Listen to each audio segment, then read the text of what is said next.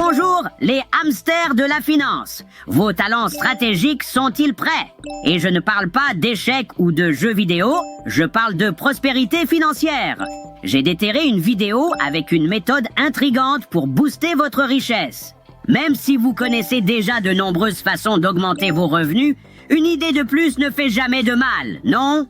Écoutons. Alors disons que j'ai 25 ans, je gagne 50 000 par mois, et je dis, je veux devenir millionnaire. Quel type de parcours de planification financière me montrerez-vous? Si vous épargnez 15 000 roupies par mois pendant 15 ans à un taux de rendement de 15%, vous aurez atteint votre premier crore. Ce premier crore se transformera en votre deuxième crore en seulement 8 ans, et le deuxième en votre troisième crore en seulement 3 ans.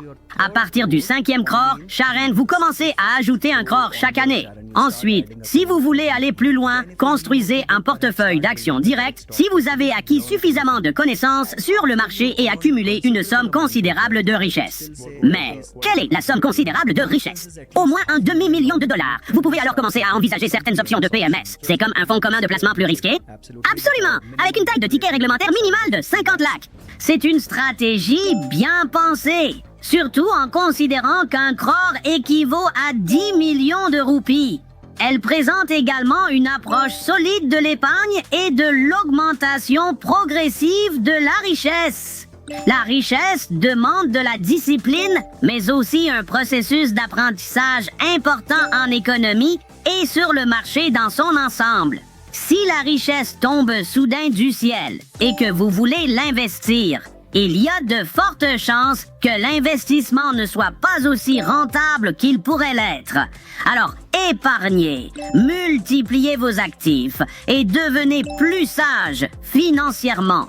Pour vous y aider, ne manquez pas nos vidéos. À la prochaine, les amis, et rappelez-vous, les hamsters sont puissants. Un pour tous et tous pour un.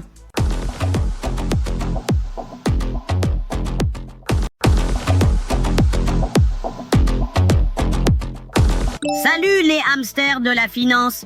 On manipule tous de l'argent, pas vrai? Mais dans quelle mesure comprenons-nous vraiment le fonctionnement de cet argent? Bien sûr, on sait qu'on peut acheter des choses avec, mais que se passerait-il si on explorait le système économique en profondeur? Aujourd'hui, j'ai une vidéo géniale d'un expert qui va nous éclairer sur ce sujet. Prêt? Allons-y. Avant de conclure, à votre avis, quelle est la première chose que les gens ne comprennent pas à propos de l'argent?